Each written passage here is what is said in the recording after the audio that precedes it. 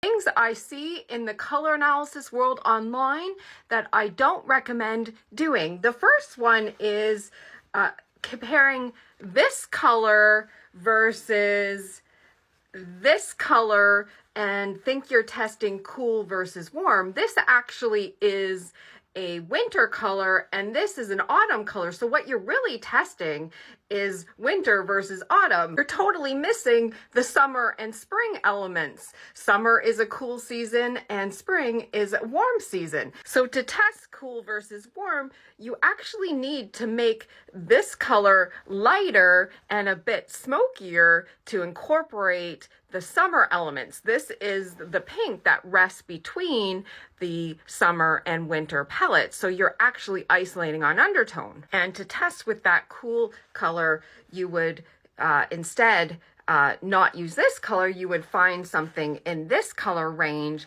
which is the palette that rests between autumn and spring.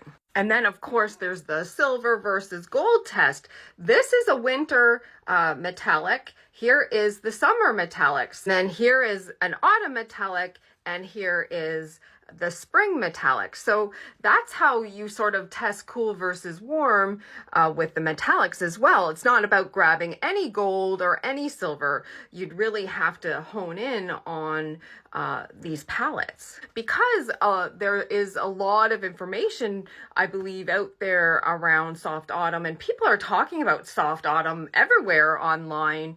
I think that is a little bit of a magnet, but just be aware, color analysis is not about looking at someone as well and making firm decisions. It's a whole process used. In my previous video post, I posted a video with this client and her full color analysis, and I don't look at this picture at all and see muted autumn or soft autumn.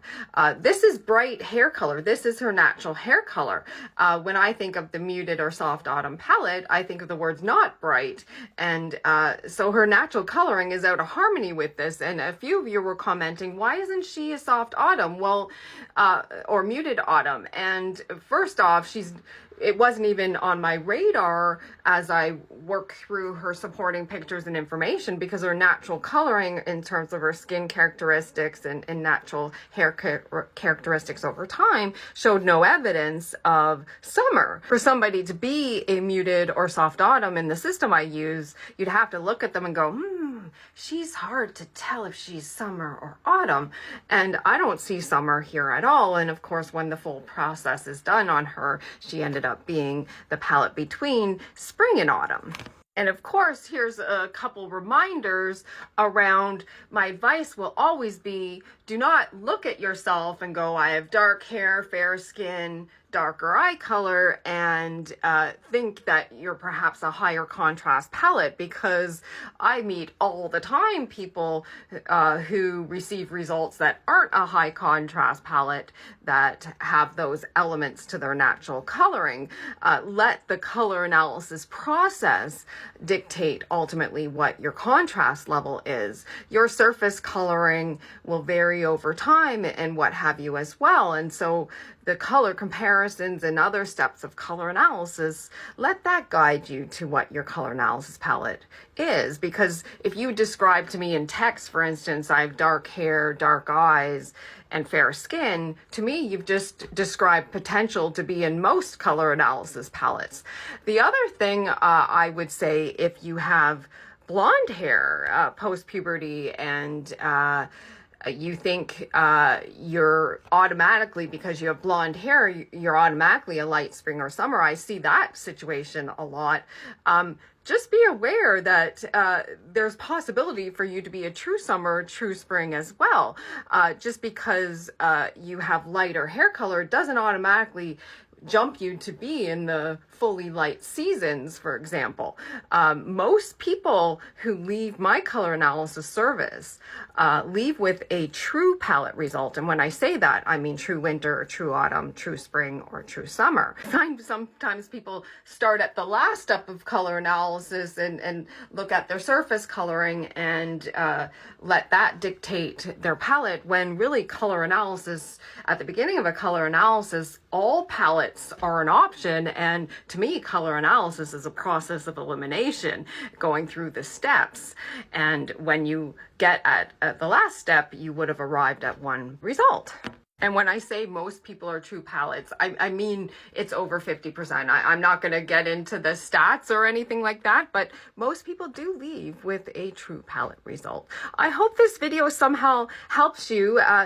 I've seen a lot of posts online of people thinking they're testing cool versus warm when they're using, say, a winter ice white versus a true summer yellow and things like that. There's very specific colors chosen in a color analysis at various points of time to test various elements. And there's also, if you're doing a virtual color analysis, there's also knowledge around knowing what to expect in skin qualities over time and natural coloring over time that a professional would know about. So my best advice is, if you can, choose a system you want to be color analyzed within and go with a professional who is using that system, because really it's truly a one-time investment in you and you don't have to guess. I've met people who spent years guessing and they ended up going through my service and receiving a different result and sort of years wasted sort of thing. And so I get that perhaps it's a little bit of an expense at the time, but think of what you spend on your hair appointments and what you're spending on makeup and clothing through the years. To me, there's value there because you're no longer guessing and no longer, frankly, paying people to color your hair a color that's not giving off your best sort of thing. And so hopefully this video somehow helps you. And I'm not a salesy person. I'm just trying to help you. And hopefully you have a lovely weekend. I'm off to the gym now. Have a great day.